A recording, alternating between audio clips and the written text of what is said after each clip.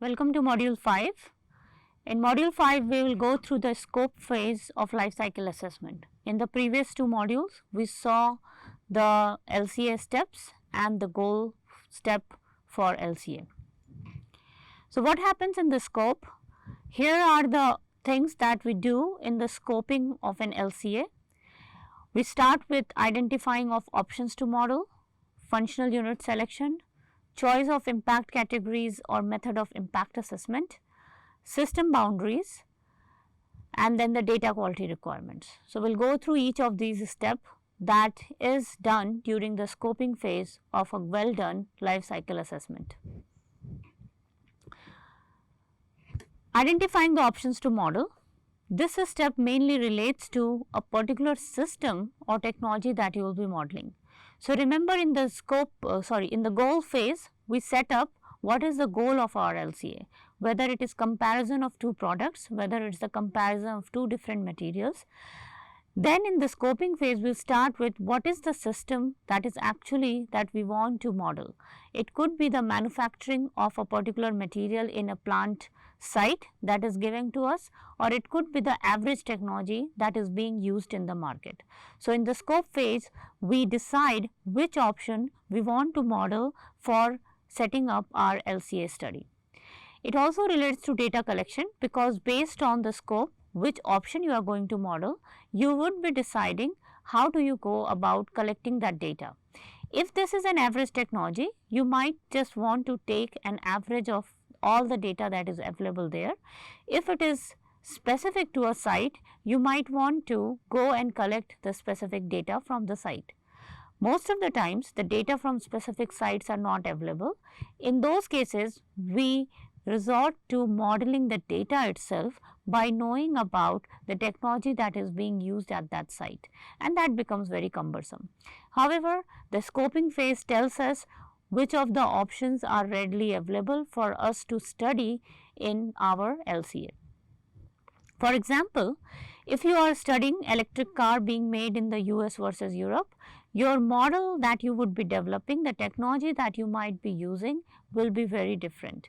Similarly, if you are going to use a paper cup that is made in Oregon versus California, which are two different states, or paper cup made in Kolkata versus Chennai, that would be also very different. So, based on your scoping, you would tell this LCA has a certain intended goal, and it is the option where it is being manufactured that you are modeling.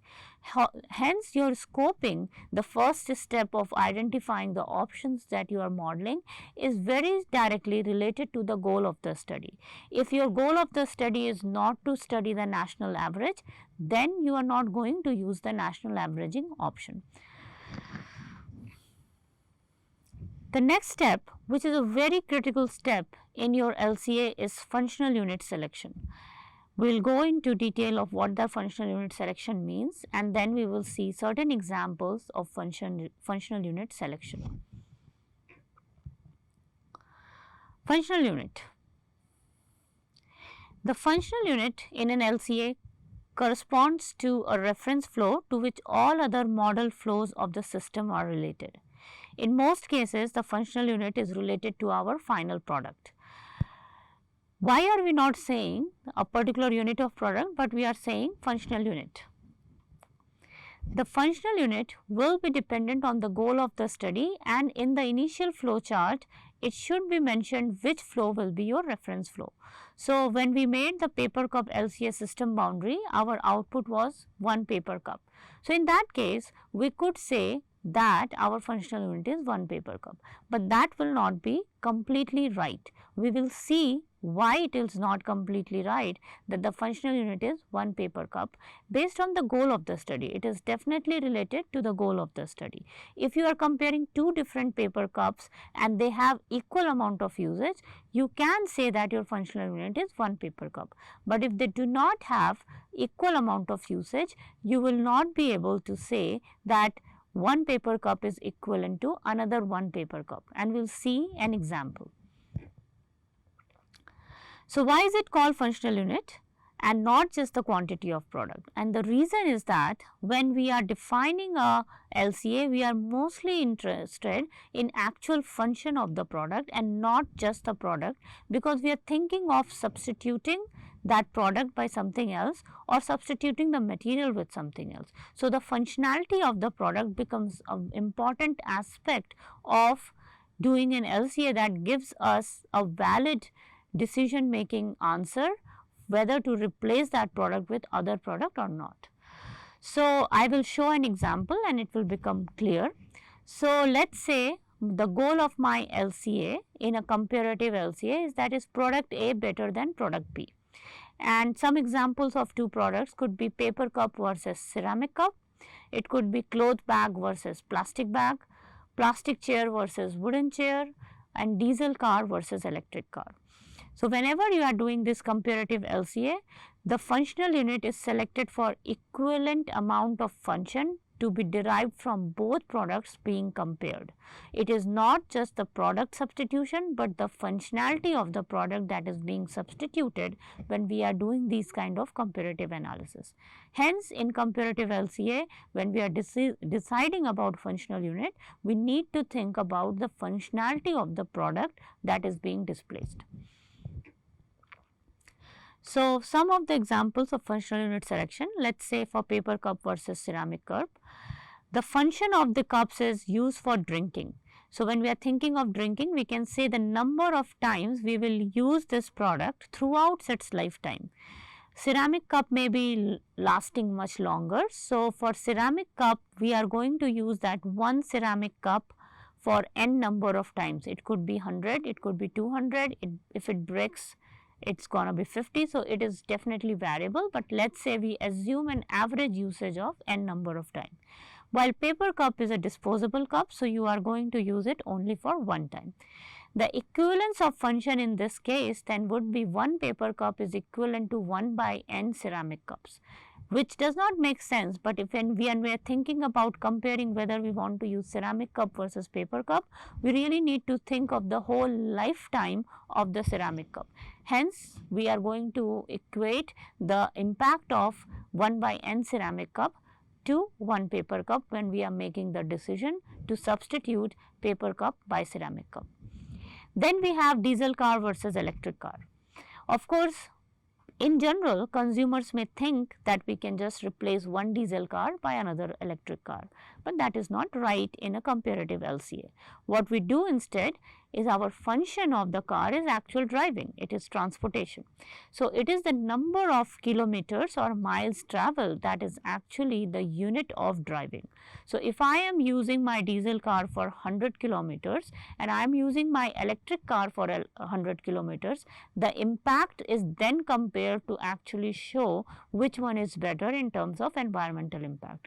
So, my comparison basis for substituting my diesel car with an electric car is not one car versus another car, it is actually the number of miles traveled, or we can say per mile traveled. So, most of the LCA studies, if you see for transportation substitution of this kind of diesel car versus electric car, it will actually be based on per miles traveled or per kilometer traveled, because you are substituting the function of driving from one car to another car.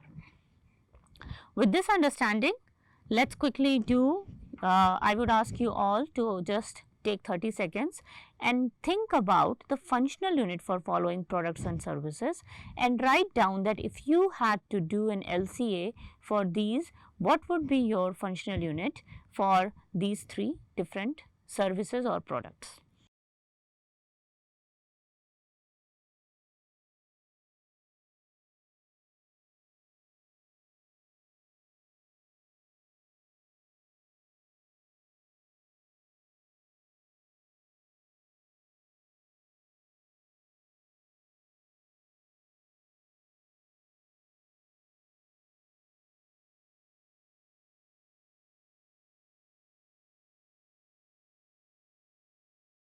So, let us think about the answers.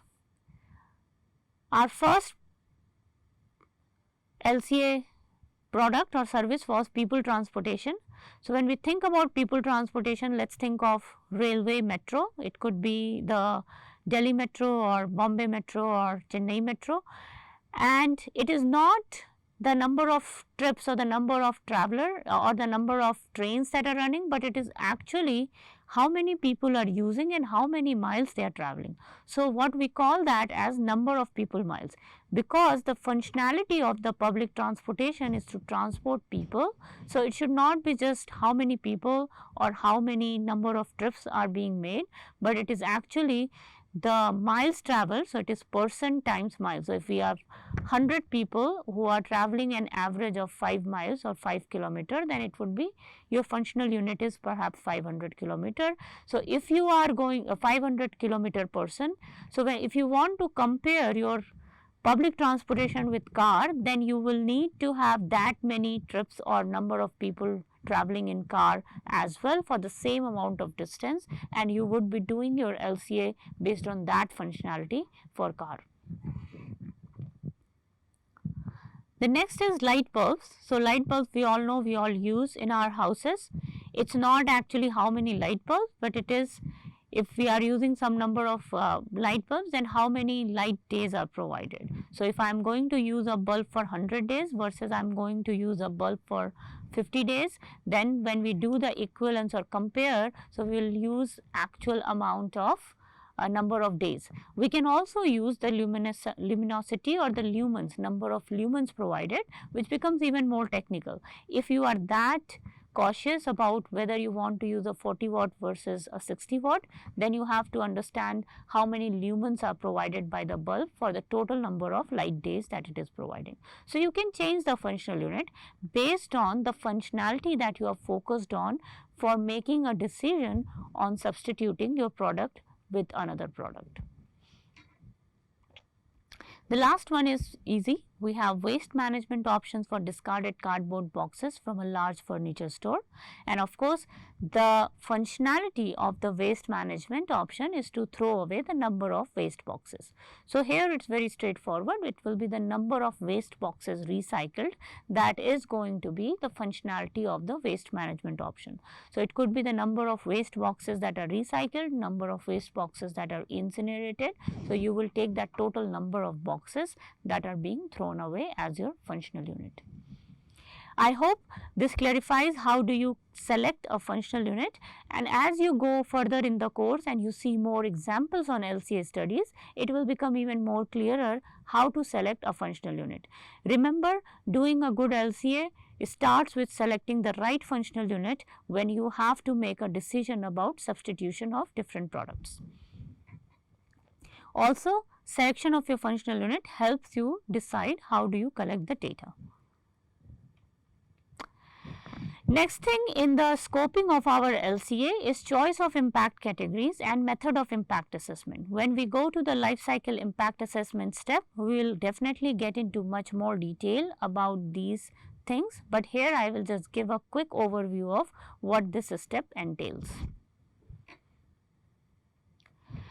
So, impact categories, most of the time when we select data, which you can see is LCI results, which is life cycle inventory, it gets transferred into midpoint categories and then the area of production which are known as endpoint categories. So, the midpoint categories can be related to natural resource depletion, which could be fossil fuel depletion, it could be environmental degradation such as air, water and ecological systems, and also human health hazard. So, our area of protection that we see, the 3 endpoint, is we are protecting human health, we are protecting natural environment, but we are also protecting natural resources. So, based on your scope, whether your goal of the LCA is focused on human health protection, natural environment protection or natural resources protection, the kind of data that you will collect is going to be different. So, your choice of impact categories or choice of your endpoint category for your LCA drives the level of data collection in your second step of LCA, which is the life cycle inventory result. So, if your goal of the LCA is different, Based on that, your midpoint category indicator and area of protection could be different, and hence your focus on data collection would be different.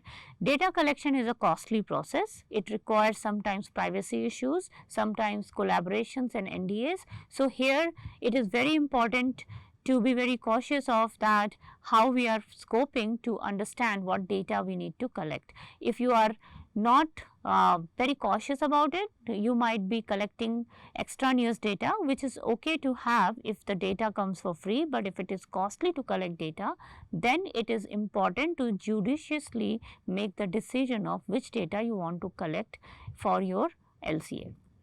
A general rule of thumb that we use in LCA is that we do not throw away data till the last phase of LCAs to ensure that we have met the intended goal.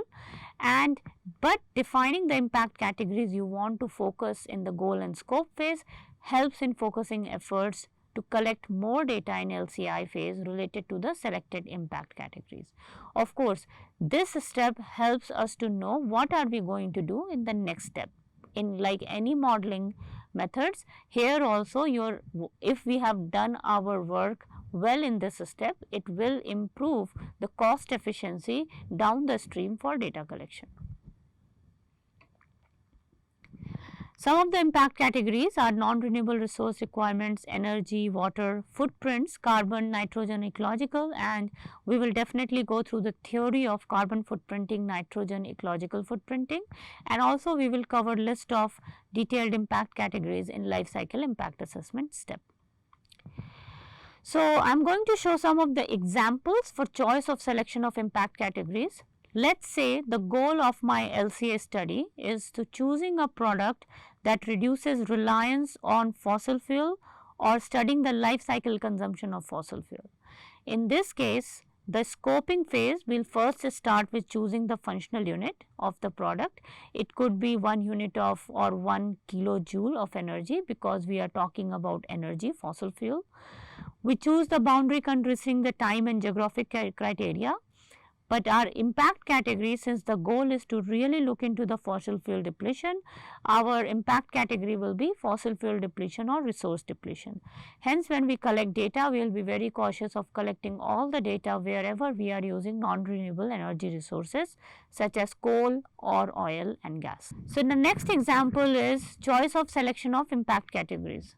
So, here let us say the goal is choosing a product to reformulate for reducing potential cancer effect. So, see, the important term here is that the goal is to reduce potential cancer effect in the product. So, of course, you will start with choosing the functional unit of your product, which is 1 unit. You can choose the boundary considering the time and geographic criteria, but here now the impact category would be human carcinogenic effect. So, when we collect data on the LCI in the LCI step, we will be very focused on looking for emissions and any relevant data that relates to the human carcinogenic effect. So, let us do a quick thinking activity. Here I have provided you goals for different types of LCA. So, different LCA. So, these are different goals. What I want you to do is think about the impact category that would be important as in the scoping phase, and what is the data of main interest that will address that particular impact category.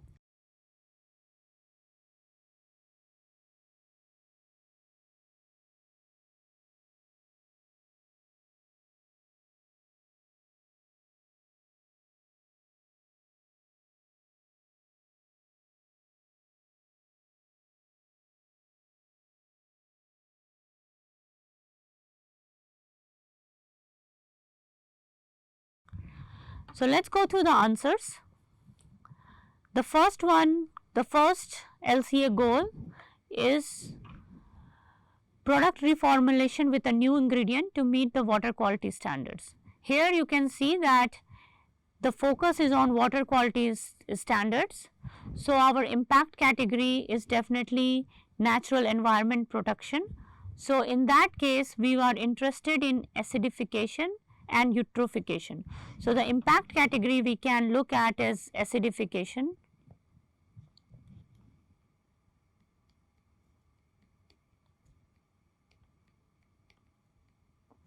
or eutrophication.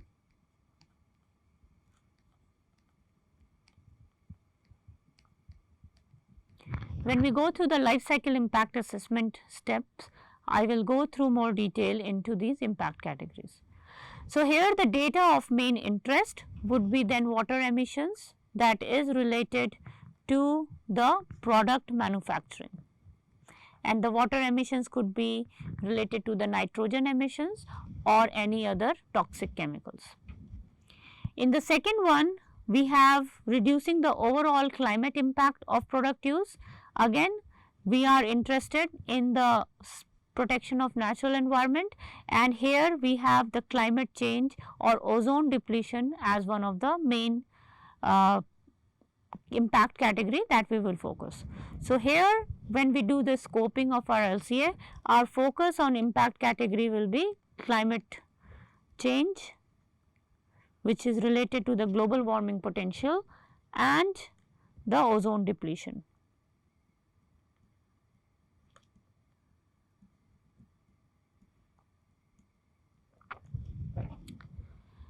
The next goal is changing the manufacturing process to reduce behavioral impacts on population. So, this is a very important challenge that lot of time we do not account for the impact of manufacturing process on workers who are working in the factory, and that definitely affects them.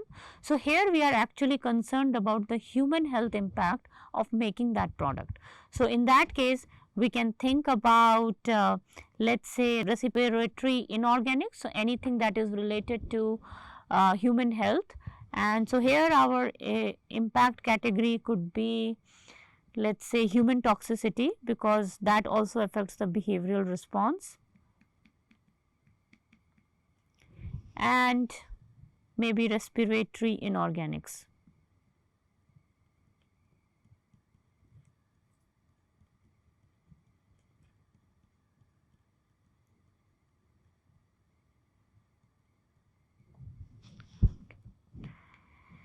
And the data of main interest would be emissions in the factory.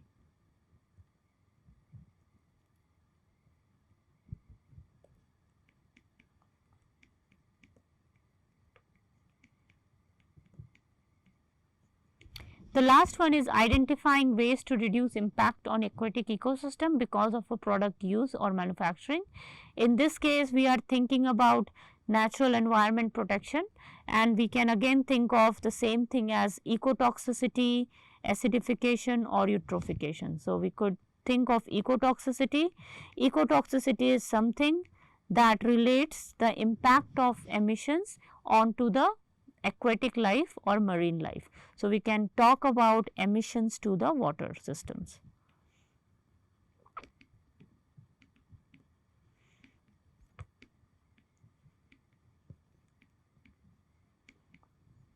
So, you can see that based on the goal of our LCA, we are able to scope out the importance of impact categories, or which impact categories are important for your study, and based on that we can think of what is the data of main interest that we need to collect for the particular LCA to meet the goal of the intended LCA study. So, for climate change we also have air emissions. So, that is another data.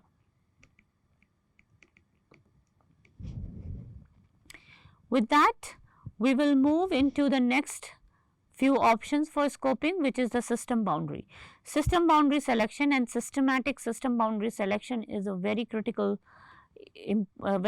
step in setting up your LCA. So, in the next module, we will start getting into more details of systematic selection of system boundary for your LCA.